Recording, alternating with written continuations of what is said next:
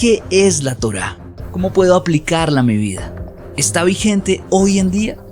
¿Por qué cumplimos unos mandamientos y otros no los cumplimos? Quédate hasta el final del video para descubrir todo acerca de los 5 primeros libros de la Biblia, la Torá.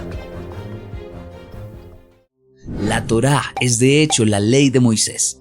Consiste en los libros Génesis, Éxodo, Levítico, Números y Deuteronomio. A menudo Pablo se refiere a esta ley en sus epístolas, utilizando la palabra griega nomos para traducir la palabra hebrea Torá. Aunque nomos se traduce como ley, la Torá va más allá de ser simplemente un código legal. La raíz hebrea de la palabra Torá significa tirar con un arco, como disparar con una flecha para alcanzar un blanco. Deriva del verbo hebreo yard, que significa echar o tirar. La esencia de la Torá es dar en el blanco. Representa el objetivo que Dios tiene para nosotros. En contraste tenemos la palabra hatá, significa errar el blanco. Esta palabra se traduce comúnmente como pecado en nuestras Biblias. Pablo nos recuerda que todos hemos errado el blanco. La Torá es el blanco al que debemos apuntar nuestra flecha. Cuando la flecha no alcanza el objetivo, hemos pecado. El pecado es alejarse del ideal de la Torá. Tal vez has intentado disparar flechas en el patio trasero de tu casa como si fueras un arquero. Al igual que Pablo, podemos afirmar que somos los peores pecadores en lo que respecta al tiro al arco y metafóricamente en relación con la Torá. A veces ni siquiera podemos dar en el blanco y mucho menos en el centro. En nuestro corazón también somos propensos al pecado. Somos todos humanos y errar al blanco es parte de nuestra naturaleza. La Torá como objetivo divino es el blanco hacia el cual debemos apuntar. Representa la norma de justicia de Dios. Sin embargo, todos cerramos el blanco, como dice el Salmo 19:7. La ley del Señor es perfecta, pero nosotros como seres humanos no lo somos. El apóstol Juan también lo expresó de manera clara. Todo el que comete pecado quebranta la ley. De hecho, el pecado es transgresión de la ley. Primera de Juan 3, versículo 4. En otras palabras, el pecado es la transgresión de la Torá. El propósito central de la Torá es apuntar hacia algo más elevado, el Mesías perfecto. Pablo en su epístola a los Romanos afirmó, de hecho, Cristo es el fin de la ley. Romanos 10, versículo 4. Sin embargo, aquí es donde a menudo se produce una confusión.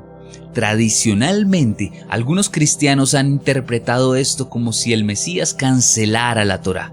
Pero en la versión griega de Romanos 10:4, la palabra fin se traduce como blanco.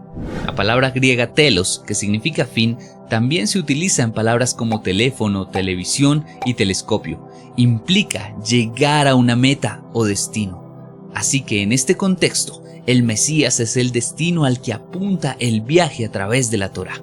Pablo también afirma en Gálatas 3:24, así que la ley vino a ser nuestro guía encargado de conducirnos a Cristo. En este sentido, el Mesías es el blanco de la Torá. Pero ¿significa esto que el Mesías es la culminación o la finalización de la Torá? No exactamente. Él es el propósito, pero no la conclusión. La Torá nos lleva a Cristo, pero no se anula por completo. Más bien, encuentra su cumplimiento en Él. El Mesías es la meta, el blanco perfecto al que apunta la Torá desde el principio. Su venida y obra redentora dan sentido y plenitud a la ley divina. Por lo tanto, la Torá sigue siendo relevante, pero ahora vista a través del prisma de la gracia y la salvación que encontramos en Jesús. Él es el objetivo de la Torá, pero no su fin. De hecho, Él mismo dijo, no piensen que he venido a anular la ley, Mateo 5:17.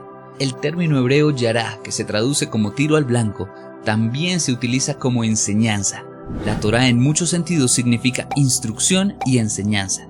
La Torá revela la dirección, instrucción, enseñanza y guía de Dios. Es como el manual de instrucciones divino para la vida.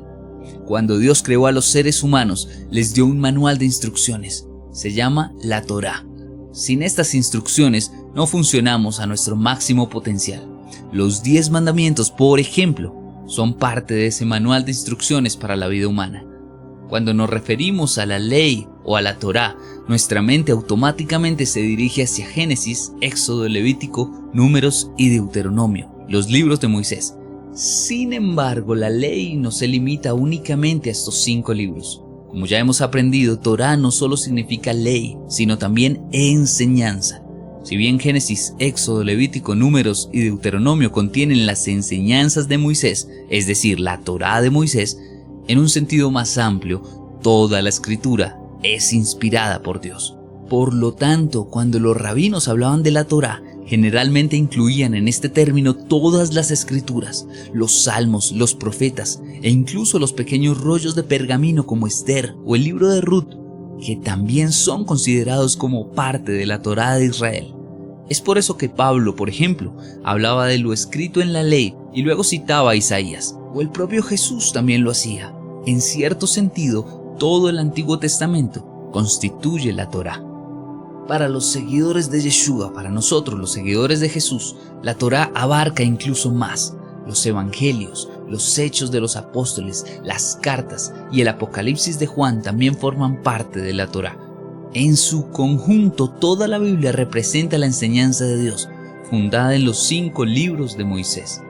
En el judaísmo clásico, incluso las enseñanzas expandidas por los rabinos se llegaron a denominar Torá.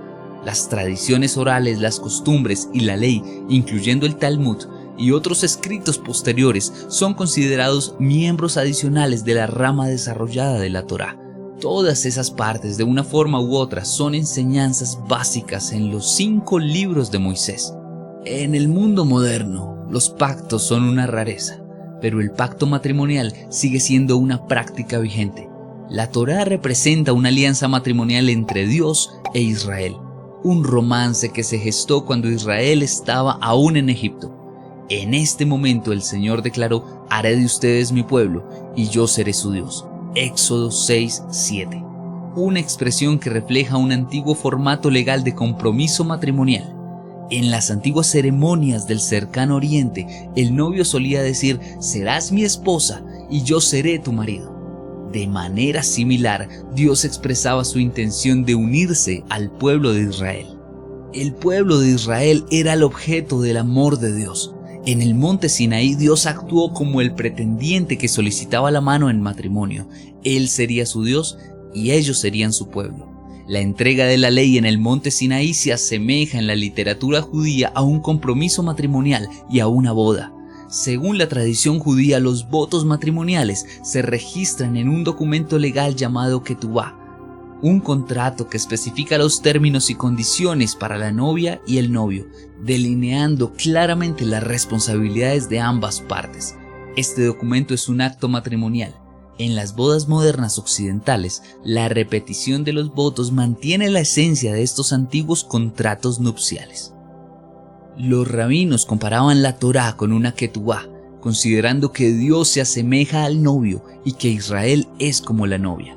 La Torá representa la ketubá, que detalla los términos y condiciones del matrimonio. Los 10 mandamientos resumen esta declaración conyugal, y al igual que la ketubá se exhibe en la casa de una pareja, las tablas de los 10 mandamientos se guardaban en el arca dentro del tabernáculo. Esperamos que este video haya sido de bendición para tu vida, y si así lo fue, no olvides suscribirte y dejarnos un like. También acá, si das clic en este recuadro, tendrás un video que va a ser de gran edificación para tu vida. Muchas bendiciones.